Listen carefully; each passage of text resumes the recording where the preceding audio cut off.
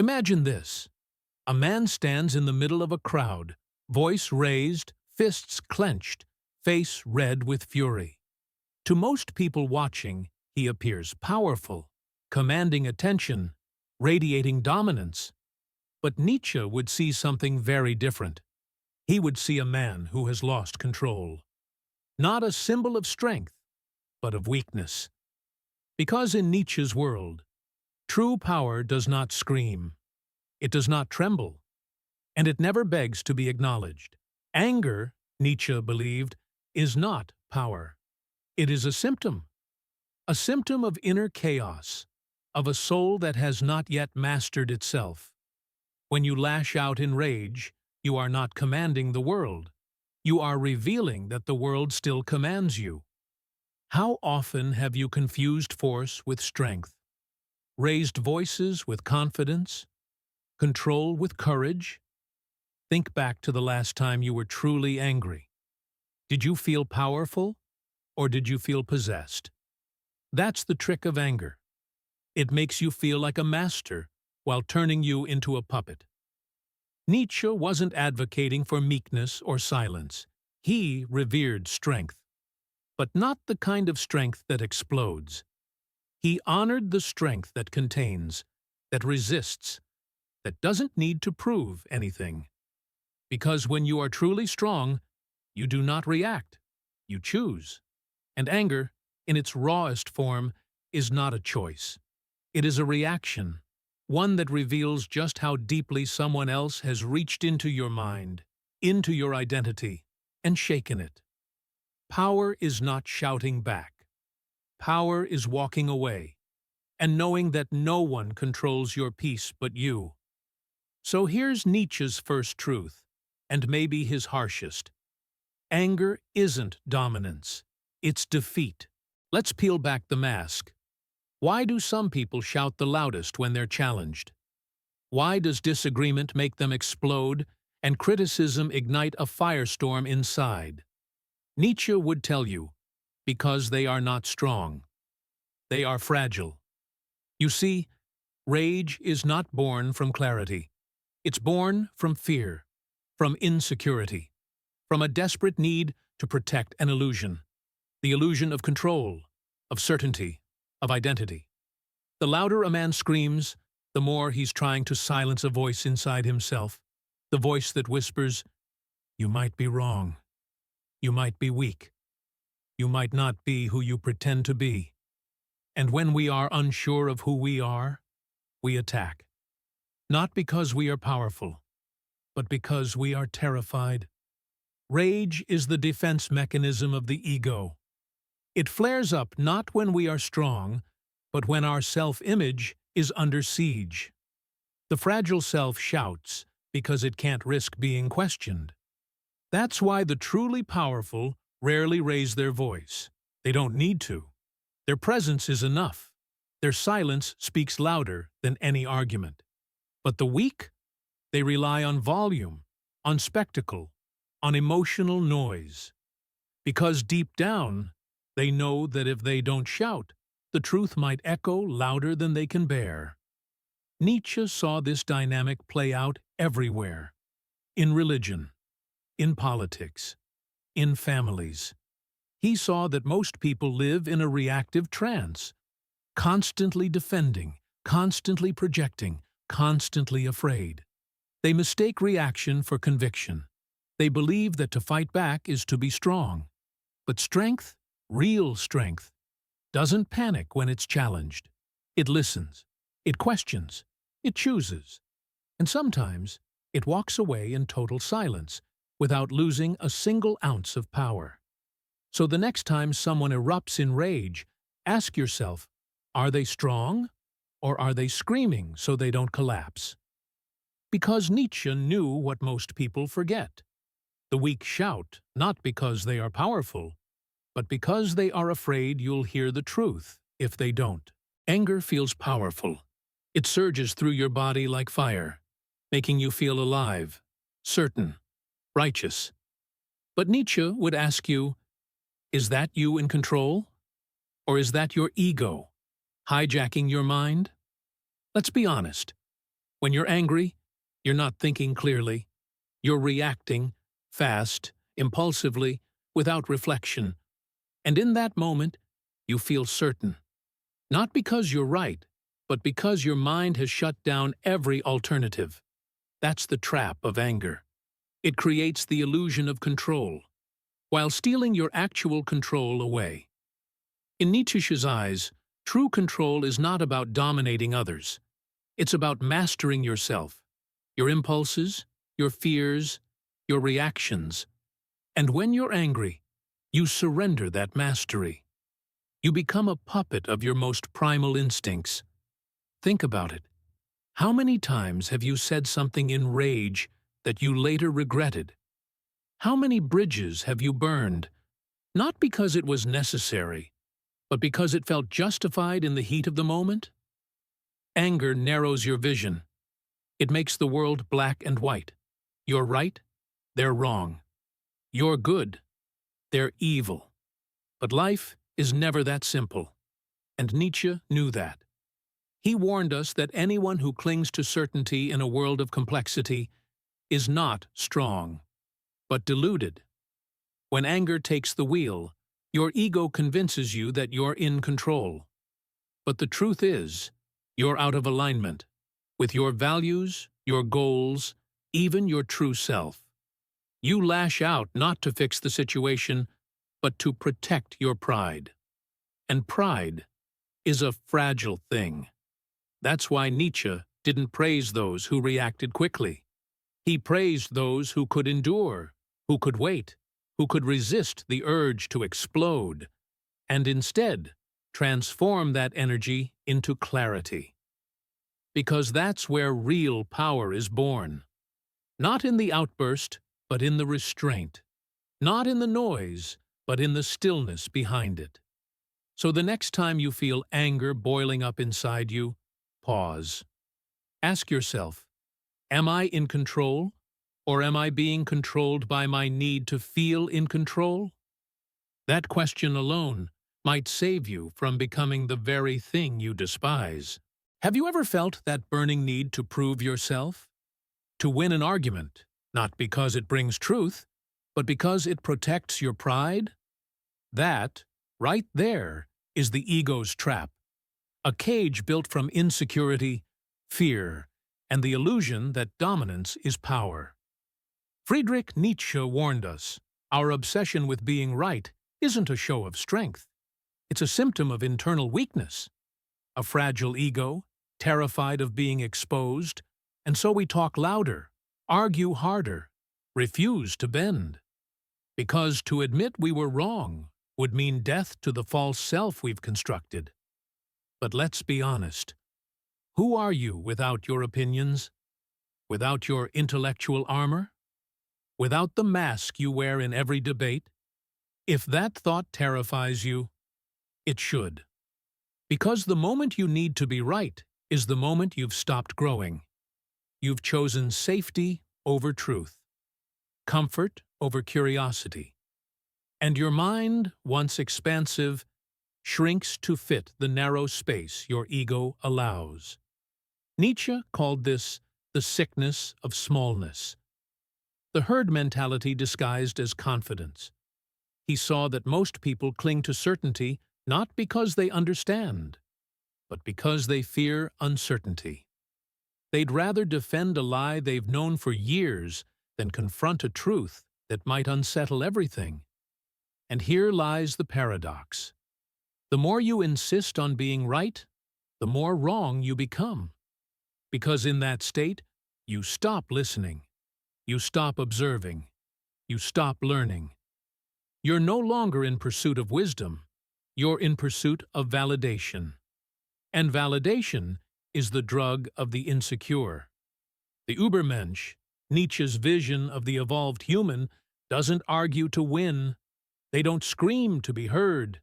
They observe. They reflect. And when they speak, they don't aim to dominate. They aim to illuminate. You see, true power doesn't come from being right. It comes from being free. Free from the need to defend your ego. Free from the fear of appearing weak. free to be wrong, and still whole. So the next time you feel that fire to prove someone wrong, ask yourself, is it truth you seek, or simply to protect the image you've built? Because the louder the ego screams, the more it reveals its prison walls, and the one who cannot lose an argument is already lost. Strength doesn't shout. It doesn't pound the table or drown out the room with noise. It simply is. You've seen them before. The ones who don't flinch when provoked. The ones who hold eye contact, not out of intimidation, but out of calm certainty. They don't rush to defend themselves. They don't need to, because they know who they are. Nietzsche believed that true strength lies not in overcoming others, but in overcoming the self. And when you've conquered your inner chaos, when you've buried the need for approval, for dominance, for applause, you become untouchable. Why don't the strong argue? Because they have nothing to prove. They don't crave the last word. They're not addicted to being understood. They don't enter every conversation looking for a battlefield. They enter looking for insight, or not at all. You see, the person who must be heard is still dependent on external validation. But the one who has already heard themselves, who has looked within, questioned their values, wrestled with their shadows, they no longer need to be loud. Silence becomes their language. Precision becomes their power. Nietzsche's Übermensch, the transcendent human, embodies this.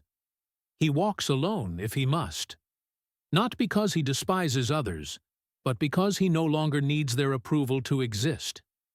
He doesn't waste breath convincing the herd of his truth. He simply lives it. And in doing so, he speaks louder than any argument ever could. Think of a sword. It doesn't need to be waved wildly to be dangerous. Its power lies in restraint, in timing, in clarity of motion. The same is true of the strong. They strike only when necessary, and even then, with intention, not impulse. They don't need to tear others down to lift themselves up. They don't need to be seen as right, because they're already aligned with something deeper than opinion, principle. So if you find yourself always fighting, always needing to win, ask, what am I compensating for?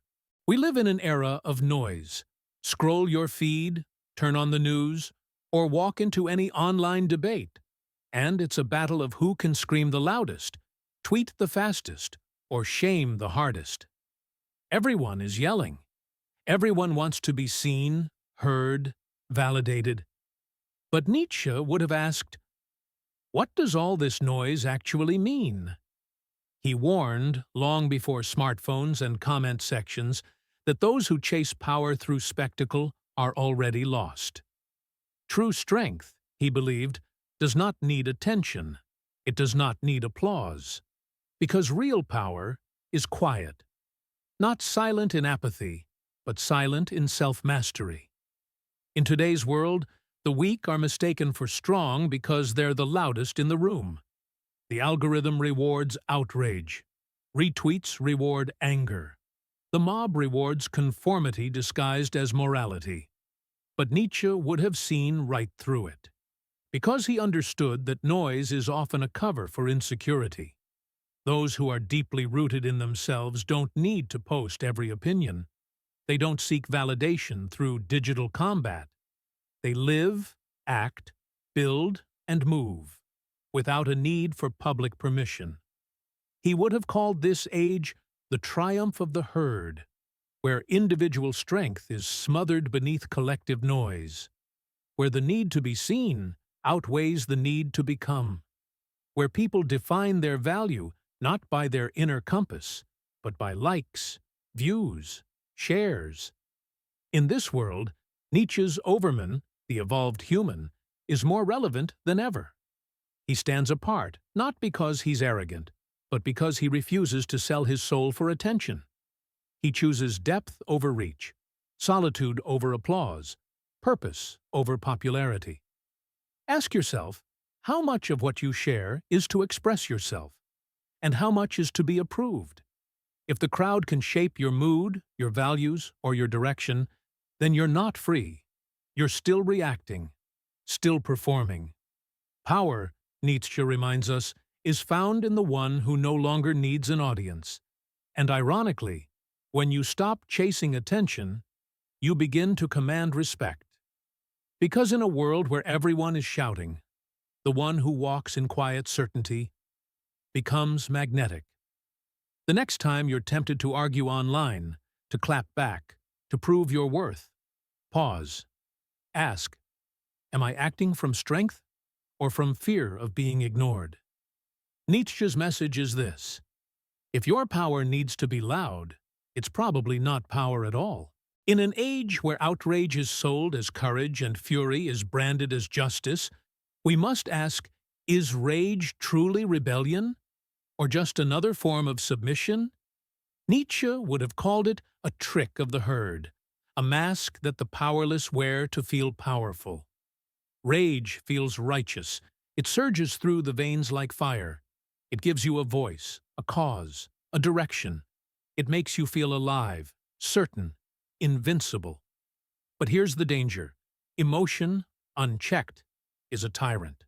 It convinces you that shouting is action, that blaming is transformation, that fury is revolution. But Nietzsche warned, the deeper the rage, the deeper the resentment. And resentment, as he called it, is not rebellion. It is the reaction of the weak, of those who feel powerless but refuse to transform themselves. Instead, they lash outward, vilify others, and call it morality. True rebellion, Nietzsche said, begins not in the streets, but in the soul. It's not about tearing down others, but rising above yourself. It's not reactive, it's reflective. The one who rebels with rage is still chained to the thing they hate. But the one who rebels with vision, that person is free. Look around you. Much of what is labeled as protest is performance. Screaming into the void, canceling strangers, echo chambers masquerading as justice. But none of it challenges the self. None of it demands growth. It only demands conformity. That, Nietzsche would say, is not rebellion. It's surrender to the emotion, to the mob, to the system of thought you claim to oppose. He didn't dismiss emotion entirely. He knew its power, but he warned us never to let it rule. Because when emotion becomes king, reason dies. And when reason dies, so does the possibility of becoming something greater. Ask yourself this: the last time you were furious, did that fury build anything? Did it elevate you? Or did it simply feed a fire that consumed your peace, your clarity, your direction? There is a reason why Nietzsche admired those who mastered themselves more than those who mastered others.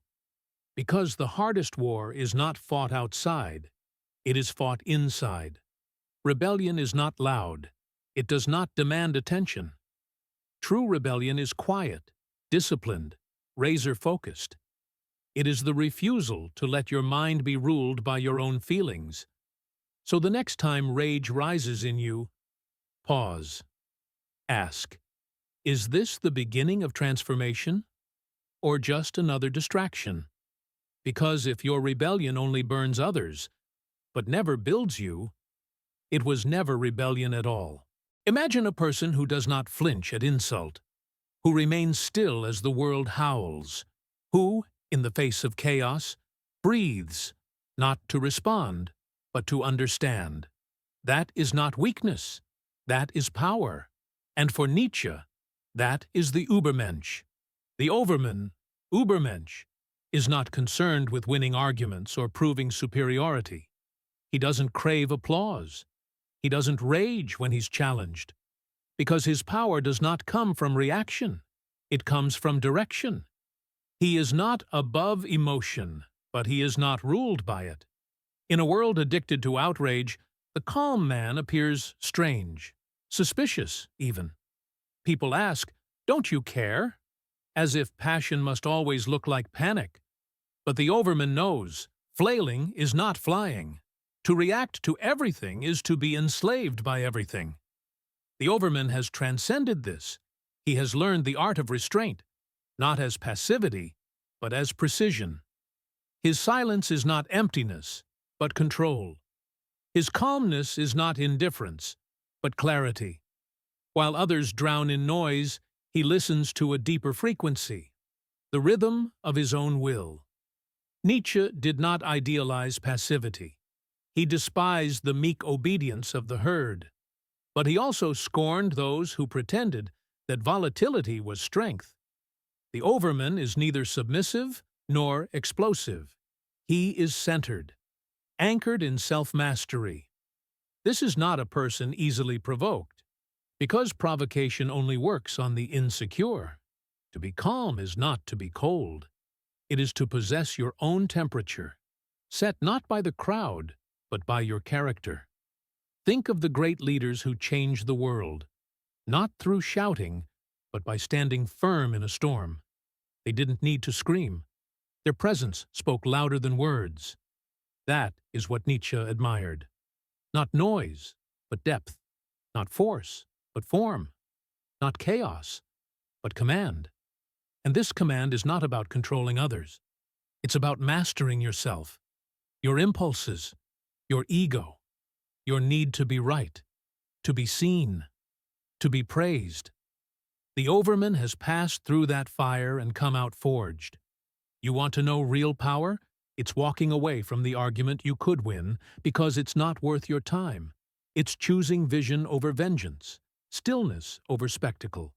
Because those who are calm when others are chaotic, those who move slowly while the herd panics, those who act with intention, not instinct, they are already free, not above the world, but no longer caged by it.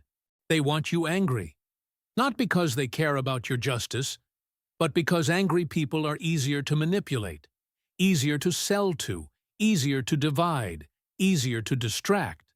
And in this age of clickbait, outrage, and emotional warfare, the world doesn't just tolerate your anger, it profits from it. Every time you lose control, someone gains it. A headline you click out of rage, a product you buy to feel better, a comment you post that fuels the algorithm. Your rage is the fuel that powers a machine designed to keep you reactive, not reflective. But Nietzsche warned us, true power does not lie in the reaction. It lies in the refusal to be pulled by it. Because the final battle isn't out there. It's not against them, or the system, or even the trolls. It's you versus your own reflexes.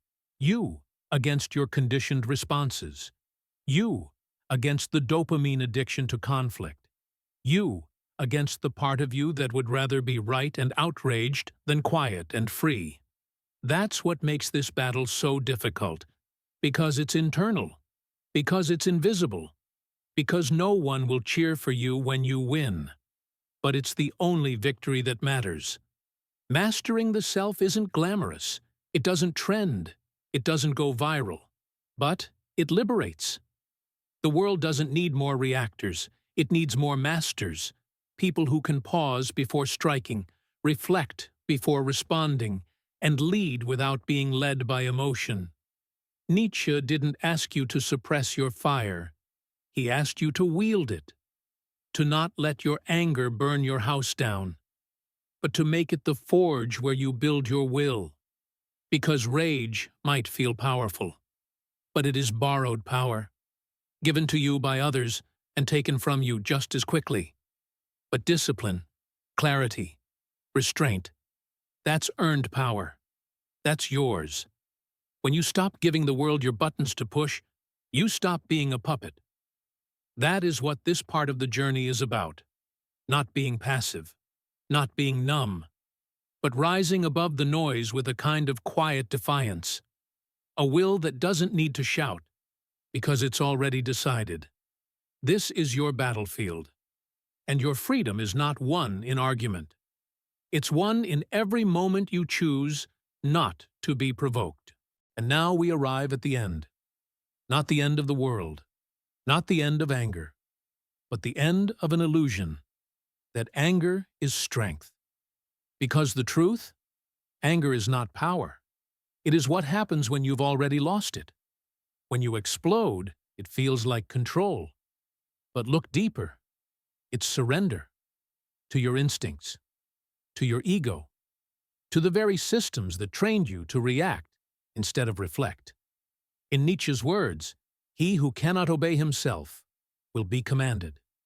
Anger is the moment you stop commanding yourself. You become predictable, exploitable, easy to corner, easy to steer. True power, true strength, is not what surges in a scream. It's what remains in silence. It's the calm in the storm that doesn't flinch.